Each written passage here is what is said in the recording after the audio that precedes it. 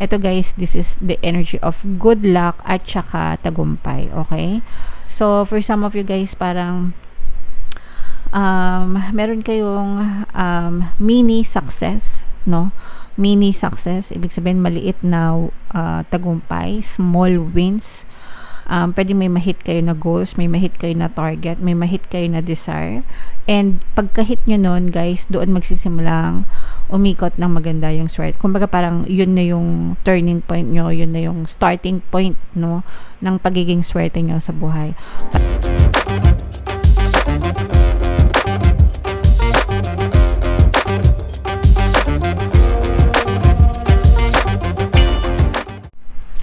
Hello guys, hello Sagittarius, welcome back to Pinoy Pixie Tarot. Ang pamagat ng episode natin for tonight is first half kapalaran ng August. So from August 1 to 15 para sa Sagittarius, Sun, Moon, Rising Sign, and Venus. If hindi kayo nakaresonate dito guys, try nyo panoorin yung video dun sa monthly horoscope nyo for August. Baka nandun yung energy nyo mga kapixie. So unahin natin tong deck na to. Tingnan natin yung mga mensahe sa inyo.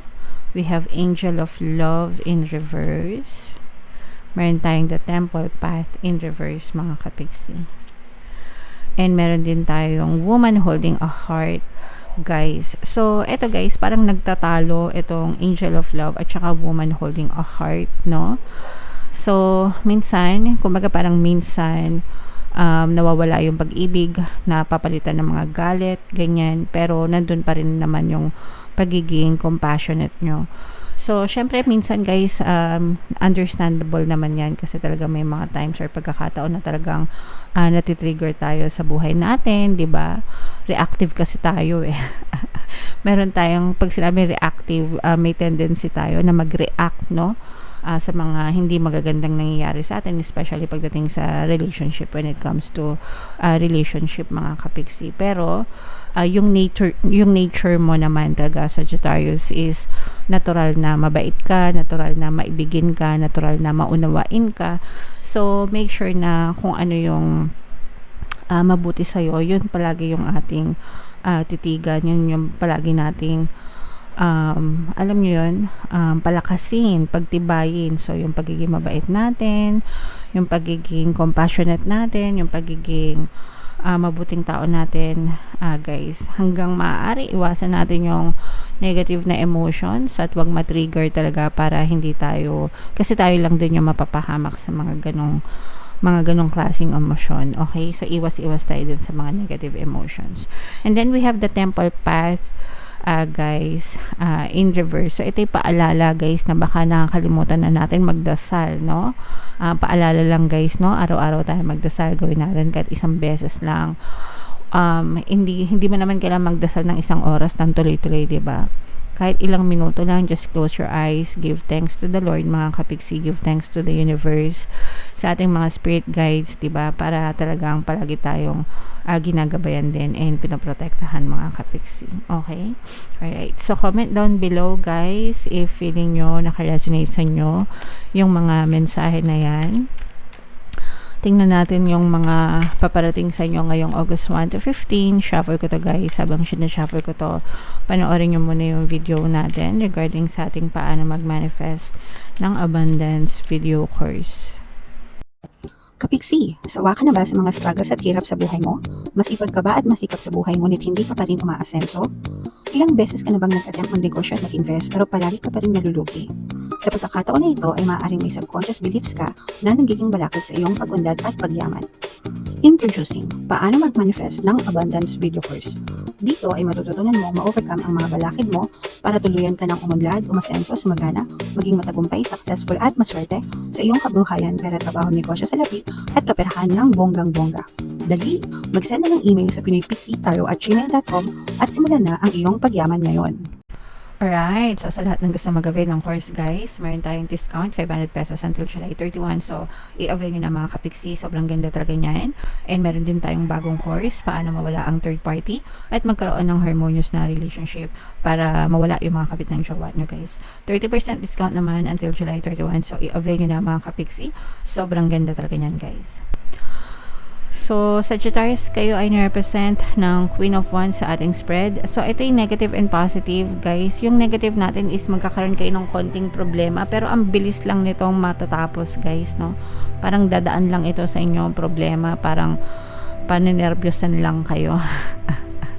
Paninervyosan lang kayo, mga kapiksi, no? Pero wala kayong dapat ikatakot, wala kayong dapat ika-nervyos, mga kapiksi, kasi mabilis lang itong dadaan, itong mga problema na to, and mabilis nyo lang siyang malalampasan. Actually, mapagtatagumpayan nyo siya successfully, at saka parang hindi naman ganun, hindi siya ka-damaging, hindi siya, kumbaga walang masyadong damage na mararamdaman kayo dito sa mga problema na to, no? Parang tinakot lang kayo, ni-nervous lang kayo, ganyan. Pero mabilis lang ito, guys. Mabilis lang itong huhupa, mabilis lang itong mawawala. So, hayaan nyo lang siya. And ito naman, guys, yung pinakamagandang energy dito.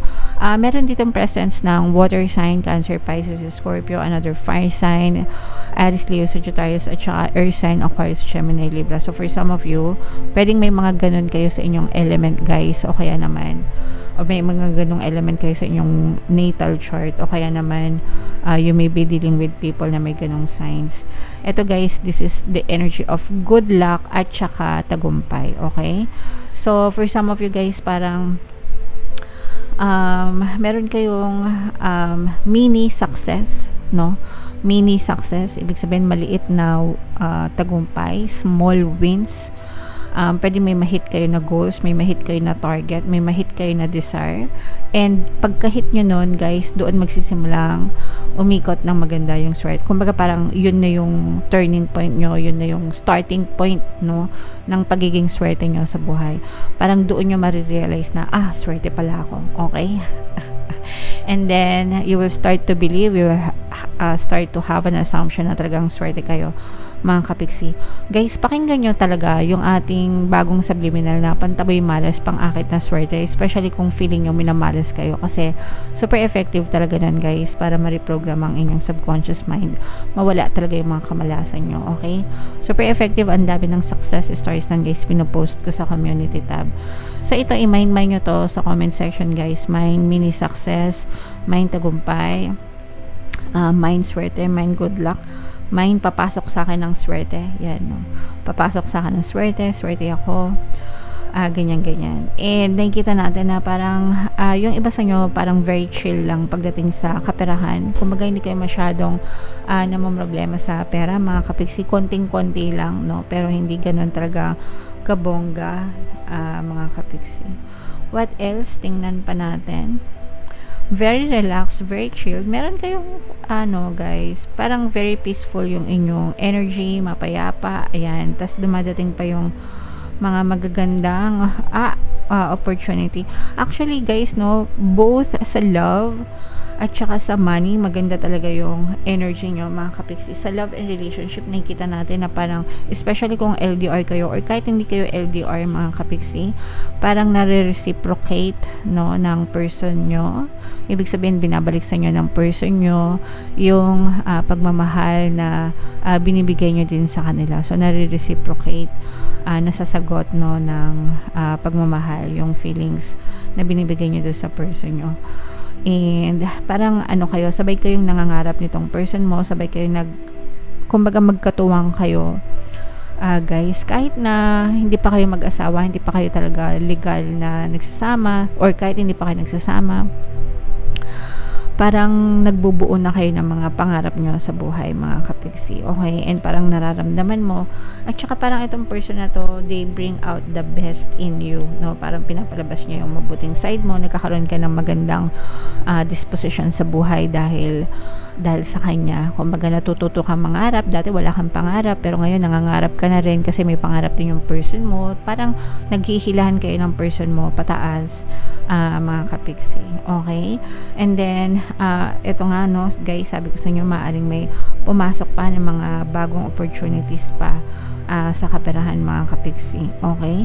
So samantalahin nyo lang, guys, habang dumadating pa yung mga yan.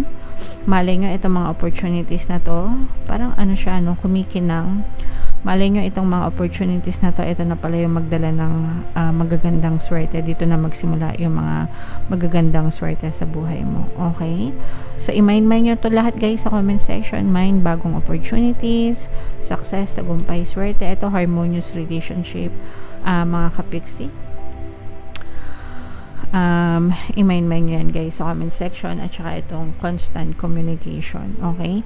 So, marami tayong subliminals guys, no? Parehas sa pampaswerte at saka sa pag-ibig, sa love. If ever man na meron din kayong problema sa love, pwede rin yung pakinggan yun mga kapiksi. Alright?